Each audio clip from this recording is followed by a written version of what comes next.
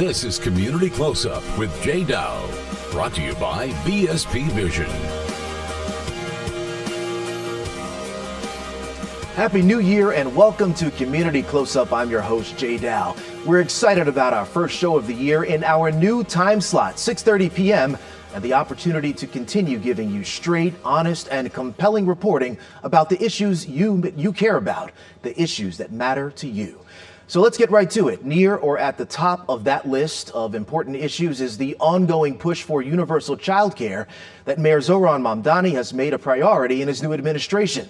We head out to Brooklyn, where parents say it is desperately needed, and spoke to experts north of the U.S. in Canada, where universally affordable childcare is already a reality. When you talk to friends who've got kids, it's always something that comes up. Early on a bone-chilling Friday morning, we accompany 39-year-old Harold Hines. I'm just going to say it's like 20 degrees out here, and you don't have a hat on.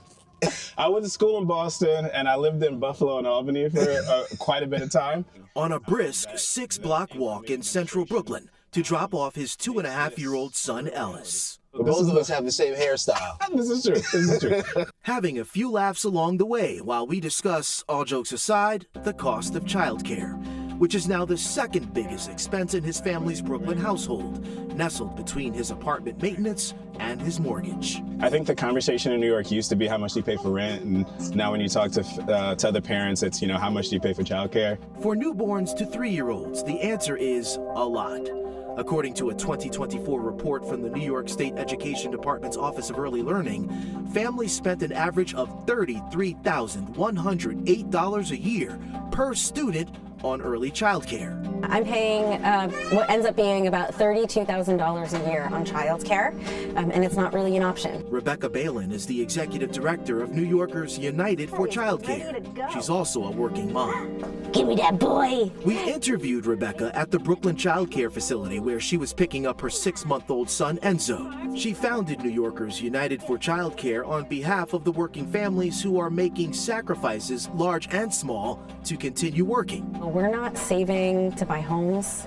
We're not saving for our retirement in the same way that we could. We're not getting to do all the fun activities that maybe we would like to do. We're not seeing movies. We're not getting babysitters. We only need to look at Quebec as an example.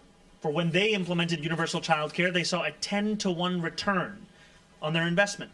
The program more than paid for itself.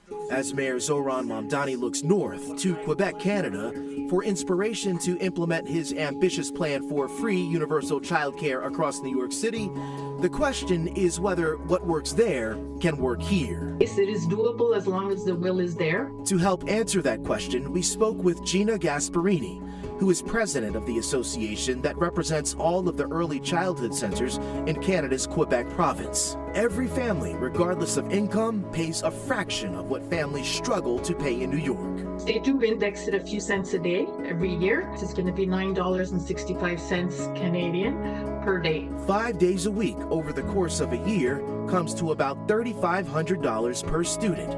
Yes, a year. And those fees are waived for many low-income families. Remember, Rebecca Balin and tens of thousands of other families across New York are paying on average nearly 10 times that amount for the same service. Every dollar that the government invested in early childhood centers saved them $7.